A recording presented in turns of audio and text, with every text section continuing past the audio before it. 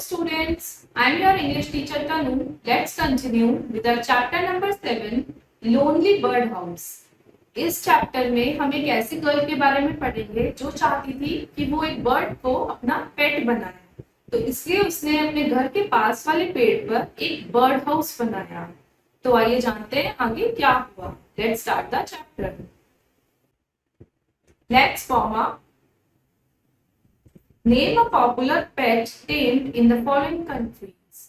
यहाँ पे कुछ कंट्रीज के नाम मेंशन है, आपको बताना है कि इन कंट्रीज में मतलब कौन से जो पेट्स हैं उन्हें डोमेस्टिकेट किया जाता है या घर में रखा जा सकता है। तो फर्स्ट कंट्री है यहाँ पर इंडिया। अब इंडिया में कौन कौन से पेट्स हैं जिनको हम घर में रख लेते हैं? डॉग है, काऊ है, तो यहाँ पर आप कुछ भी लिख सकते हैं, तो हम यहाँ पर लिख देते हैं डॉग। ज्यादातर हम डॉग और काऊ को ही डोमेस्टिकेट करते हैं। फिर सेकंड है पाकिस्तान। पाकिस्तान में ज्यादातर क्या होती है? कैट्स होती है डोमेस्टिकेट, तो यहाँ पर हम लिखेंगे कैट। अब बाकी की दोनों कंट्रीज में कौन से पेट्स होते हैं ये आप खुद आइडेंटिफाई करिए।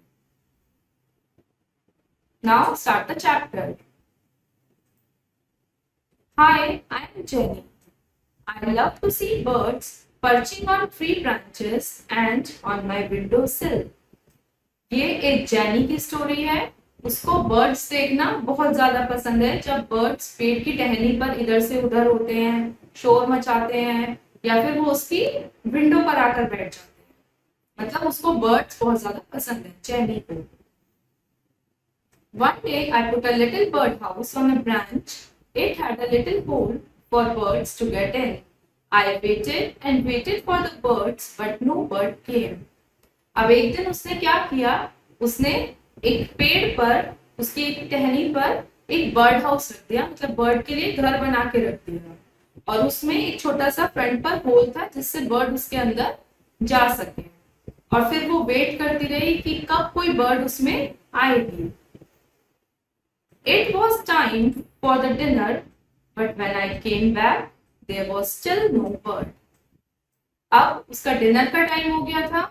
अब वो डिनर करने चली गई थी जेनी, पर वो जब वापस आई उसने देखा कि क्या पता कोई बर्ड आ गई हो मेरे बर्ड हाउस में, पर बर्ड हाउस में एक भी बर्ड नहीं आई थी। आप यहाँ पिक्चर में देख भी सकते हैं कि ये पेड़ पर एक बर्ड हाउस है और जेनी यहाँ से देख रही है कि उसमें कोई बर्ड आई या नहीं आई। The next morning, I saw two golden birds flying past the birdhouse. I thought they were going inside of it, but they only ate the slimy worms squirming next to the birdhouse. I didn't know what to do. अब अगली सुबह उसने देखा कि दो golden birds, मतलब सुनहरी birds, bird house के आसपास ही थी, तो उसको लगा क्या पता इनमें से कोई बर्ड हाउस के अंदर चली जाए, पर ऐसा कुछ नहीं हुआ।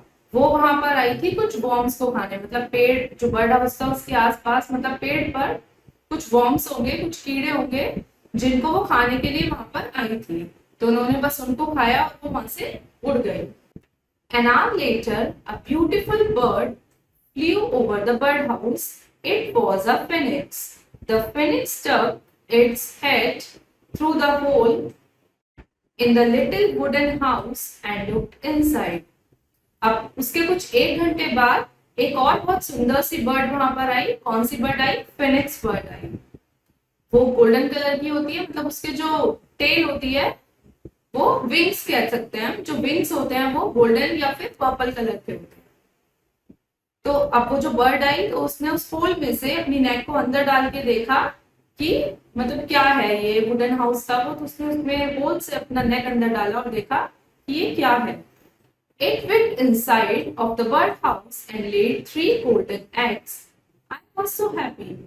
अब वो जो बर्ड थी मतलब वो बड़ी डिस्कम्फर्ट ली, क्योंकि वो जो होल था वो छोटा था, तो वो बड़ा मतलब डिस्कम्फर्ट तरीके से उस वुडन हाउस के, उस बर्ड हाउस के अंदर गई और उसने अंदर जाके 3 गोल्डन एग्स दिए, और इसको देखकर जेनी बहुत खुश हो गई।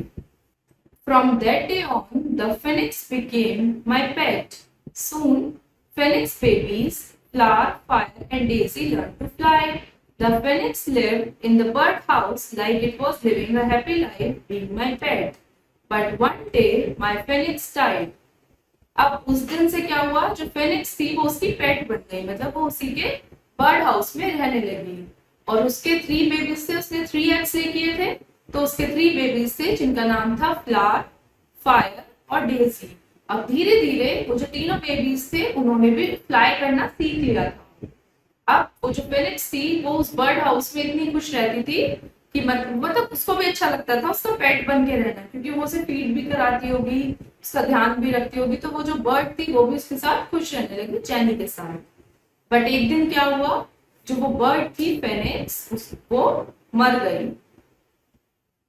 I cried the day after that I saw 4 babies.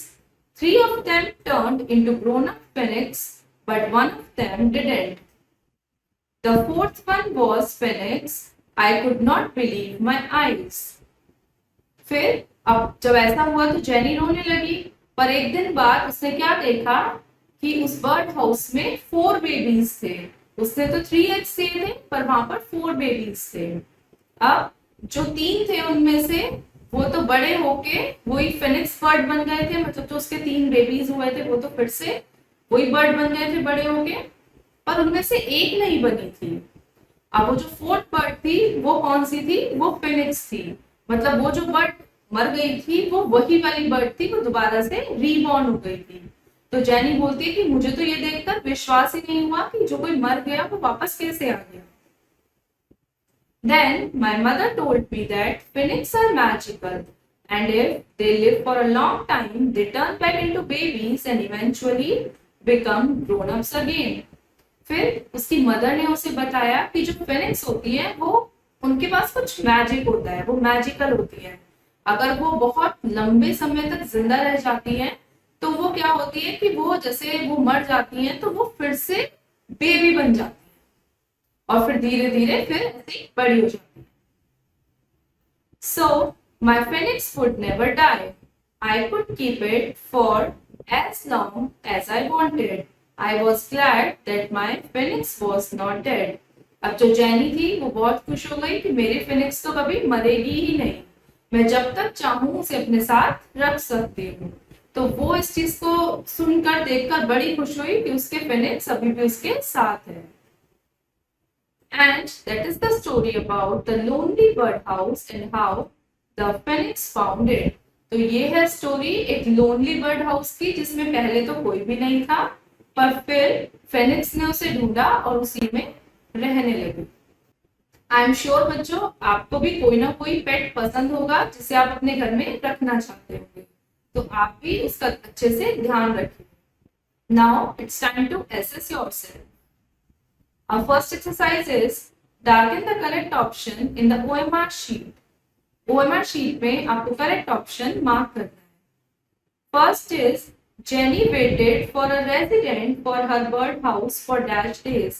Jenny ने अपने बर्ड हाउस के लिए किसी बर्ड का वेट कितने दिन तक किया था, 1 डे, एक पूरा दिन वेट किया। नेक्स्ट डे तो आ गई थी वहां पर फिनिक्स, तो यहाँ पर इसका आंसर होगा ए। Now second, the phoenix could dash itself as believed. जो फिनिक्स होती है कैसा माना जाता है कि जो फिनिक्स होती है वो खुद को रीबॉर्न कर लेती है, मतलब दोबारा से हो जाती है, मरने के बाद दोबारा जिंदा हो जाती है। तो इसका करेक्ट आंसर है c. The Phoenix laid dash eggs. Phoenix ने कितने एग्स दिए थे, 3 एग्स दिए थे। तो करेक्ट आंसर है सी 3। Now fill in the blanks. First is Jenny waited for. Jenny ने कितने दिन का वेट किया था, 1 डे। इसका करेक्ट आंसर है 1। Second, then she saw dash birds flying past the bird house.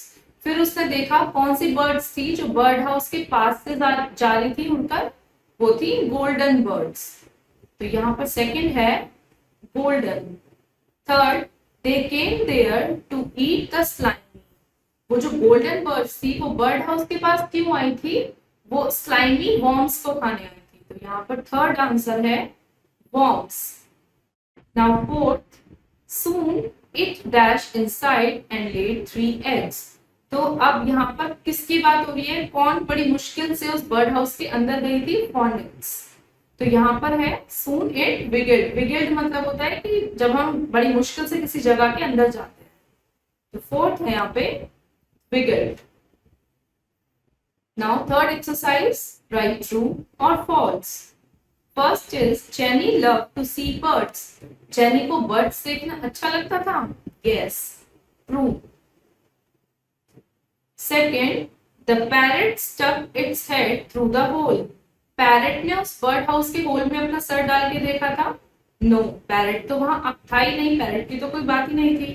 तो this is false. Third, the phoenix laid 4 eggs. Phoenix ने 4 eggs दिए थे? No, 3 eggs.